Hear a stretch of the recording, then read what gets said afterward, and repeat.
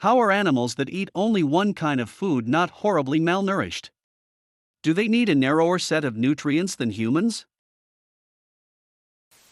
Animals, including humans, are able to synthesize some of what their bodies need. And the things the body can't produce on its own need to be directly ingested. An example is vitamin C. Humans don't produce it.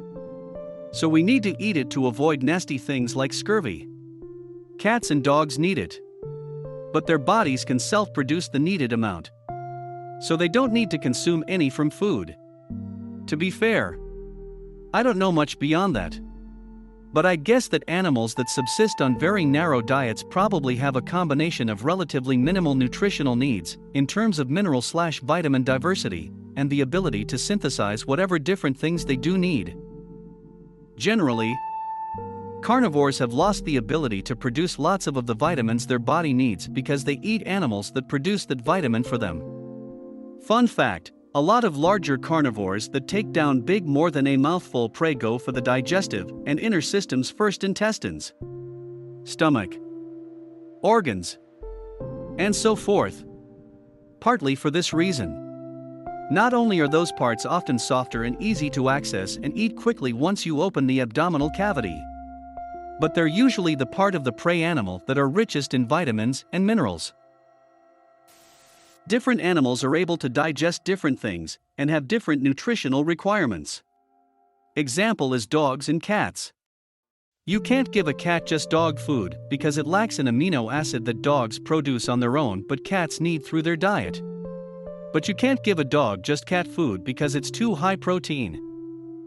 Fun fact though, cats can get every single nutrient they need from mice alone. The most basic life forms only consume one thing, and their bodies produce the rest of what they need. As diet diversifies, we get more of what we need. If your diet contains a lot of vitamin C, for example, you won't be affected by genetic defects that stop your body producing vitamin C. So, over the millennia, organisms lose the ability to produce vital nutrients, and if their diets compensate, then all is well and the genes are passed on. If not, they die just like every other unsuccessful genetic variant. Biologists hear this is one of the better answers here. If you don't need to waste energy on synthesizing a vitamin/nutrient because it's already available in your food, then you might lose that ability over time. But if a species is stuck with a very limited diet, it's likely that they compensate by synthesizing more nutrients using the chemical building blocks available from the food. In many cases, animals that eat almost exclusively one kind of food will have rare diet supplementation, and they actually do get all the necessary vitamins. Wild cats eat grass.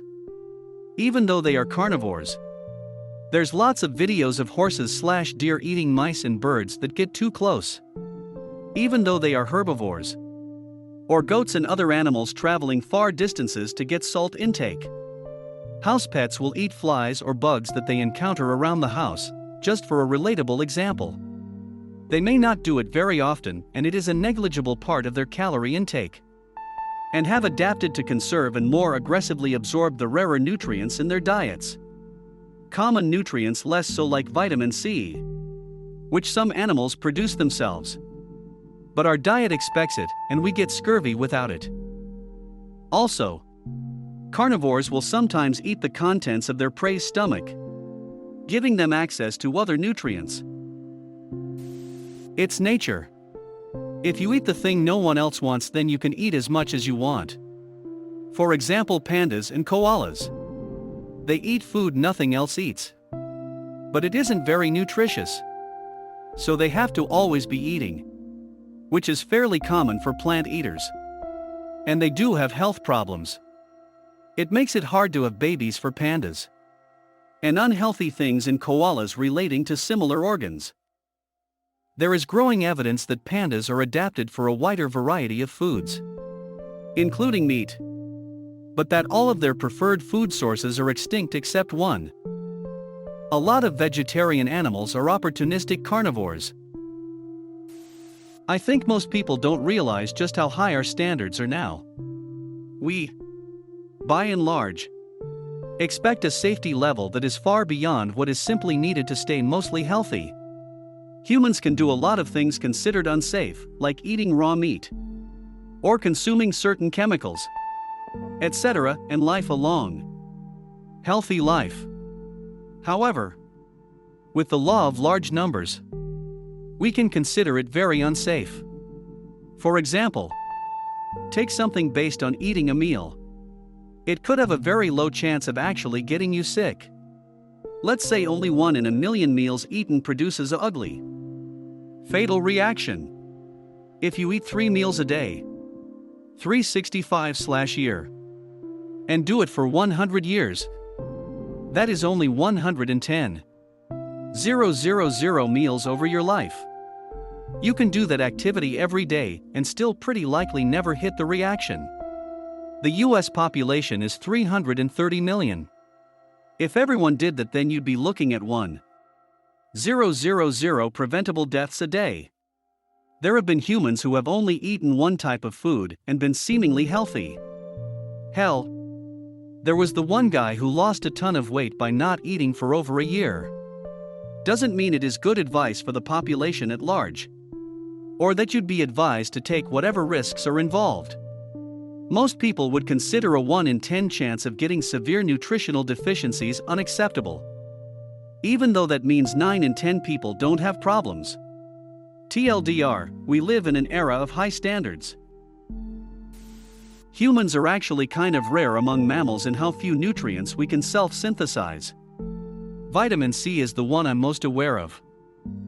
We actually have the genetic machinery required to self-synthesize vitamin C. But somewhere along the recent evolutionary road it got broken. The parts are still there. They just can't work together. We must have had such access to vitamin C sources at the time that it just didn't factor into survival. I think the only other mammal that can't make its own is the hyrax.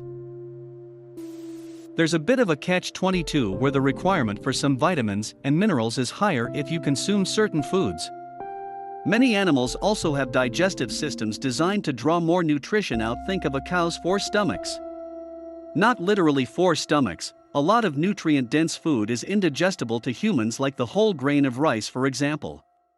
All the good is in the bit we usually remove. But we can't actually digest this adequately without fermentation of some kind. Some people advocate yogurt to soak brown rice before cooking for this reason. And so much of animal food habits are about niches of availability and balance. Pandas are malnourished by any reasonable definition. We supplement their diet in captivity. But in their niche in the wild they're fine. The problem is that the niche is so very, very specific it's not resistant to even minor change. So like, humans do not eat their wild diet, which would have been very varied and included lots of things most of us simply do not eat today, like organ meats. So we have a warped worldview of it being easy to become deficient. Yep. Human bodies are far too finicky. For example, lions, tigers, etc. can make vitamin C and won't get scurvy. But lions and tigers can't make taurine. Animals don't have to produce enzymes to synthesize things we get plenty of from their diets already. Are you thinking about vitamin C? Almost all animals synthesize that in their livers. Only a few primates and a few rodents need to eat fruits and vegetables for their vitamin C. Like koalas that only eat eucalyptus. Like WTF, haha. Smooth brains don't require nutrients, lol. Aren't certain human peoples or tribes also like this? For example, Inuit, who largely eat seafood. Other peoples who survive mostly on dairy. I've heard a bunch of examples, but never really looked into it. Just looked up one I heard of. Cow blood. These people drink a lot of cow milk and blood. However, looks like they eat some other stuff too. I feel like your question is in error. Human chow is indeed quite possible. Without malnourishment. They even sell it now. It's called Soylent. People use it instead of food all the time. Depends on the animal, as others have said. Also, fun fact, koalas don't get nearly enough energy from their solo diet of eucalyptus leaves, which is why they have to sleep so much. I'm pretty sure it's usually an evolutionary trait in most cases, right?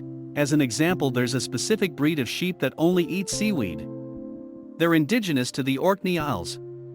Scientists believe that over 5.5 millennia ago farmers imported sheep to the Isles for farming, but due to the lack of vegetation on Orkney they also would have had to import all the feed too. Over time the sheep that could better digest the seaweed, which is so laden with sodium that it's basically poisonous, became the ones that took the least care to nurture. Over 500 years there's gonna be some mistakes and screw-ups if it's only left to human intention and actively shepherding them. So nowadays a unique species of sheep exists due to the available resources they could consume. The sheep are considered endangered, I believe. But that's due to the size of their environment, so their overall number is low. They are still actively raised on Orkney and are considered a world-class delicacy. The huge amount of salt in their diet means their meat essential come pre-seasoned. Many animals visiting mineral places. Known for them for generations. Domestic cows have a licking stone, salt and minerals. Even butterflies sits down on a river bank and sucking out the minerals of the humid soil. As a human you can survive for months by only eating potatoes and drinking clean source water. And after a while you'll start looking at muddy dirt with appetite. Because your body try to tell you it's malnutrition. Humans don't produce some type of vitamins that other animals can. Cows only need to eat grass, because they can synthesize it and get all the necessary nutrients without eating other stuff. This is the reason it's theorized that cats are finicky eaters. They have complex dietary needs and are programmed not to eat the same meal too often. Why hasn't anyone mentioned the bloody koala? The only way it gets by eating only eucalyptus leaves is A, having gut bacteria do the digesting for them, and B, sleeping when they aren't eating to conserve energy. Koalas are like nature's joke. They used to eat a wider variety of vegetation, and yet they survived without the rest. One thing to also consider among these good responses is that the biggest consumer of the widest gamut of micronutrients is the human brain. It does a lot of stuff that animal brains don't, and requires extra nutrients as a result. Well, something that's cool is like cows and elk. They have a multiple chambered stomach system, so they mostly eat grass, which is fermented in their stomachs, which produces more nutrients.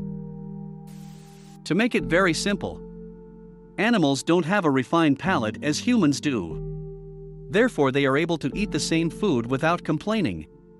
But they might feel tired of it, or just don't want it because they can sense it's the same food. I don't completely know, but I'm trying. Others have answered far better than I can. I just wanted to point out that many obligate carnivores and herbivores deviate occasionally. A good example would be deer occasionally eat small animals, and giraffe will eat bones to get the nutrients they need. This is honestly my biggest takeaway from this whole post. By kind of food, I was hoping things were vague enough to encourage discussions around as specific as koalas. And as broad as herbivores. Never really studied this stuff. So I'm glad to learn that there are many interesting exceptions to the comic oversimplifications, like monkeys definitely always only eat bananas because cartoons say so. Nutritional needs are evolutionary. Animals evolved to be able to consume the food that is around them. Humans evolved as generalists. We are omnivores that can pull nutrition from many things. In the same way that herbivores and carnivores evolved to be able to live off of different diets. Animals in areas with only one source of food slowly evolved to be more efficient at eating that food. Where your main confusion lies is in not realizing the difference in longevity evolutionary and dietary differences make. Yes, a koala can live off of a specialized diet, but because of that specialized diet and differences in evolution, their health and longevity is lower than a human's. Koala live average 13 to 18 years, and by the time they get that old they are riddled with age-related health issues. So some animals can live off of specialized diets because they evolved to do so, but their specialized diets often are accompanied by huge downsides and short lifespans. Farmed animals are fed supplements. B12 used to be found in beef and chicken because the animals ate the soil microbes that synthesize it when they grazed. Now that they eat feed instead, the feed has to have B12 added. Koalas and pandas? Yeah, pretty fucked up, but most don't eat only one thing. Cattle, for example, eat a variety of plants besides grass and even baby birds. On that note, a lot of herbivores eat meat occasionally for nutrition. They may be actually reclassifying squirrels as omnivorous soon. City squirrels definitely are. We stopped making all of the things our bodies need because it is easier for us to just eat it. Like vitamins. Koalas have one of the most limited diets of the animal kingdom. The one food they eat, eucalyptus leaves, has little nutritional value. So they make up for this by eating a ton of them during their waking hours. It depends on the animal. I know that pandas, for instance, have a very limited diet of just bamboo. To compensate, they spend almost all of their day eating bamboo, particularly because to get to the nutritious inside part of the bamboo, they have to strip off the tough and woody outside. This means that their diet has next to no variation. So because of that, they have to eat a lot of bamboo to get what they need to survive. Bamboo is very high in fiber, but not so high in nutrients. So it's not that they need a narrower set of nutrients, per se, but that they need to eat a lot more of their chosen food to get the same nutritional benefit as humans get from a wider diet.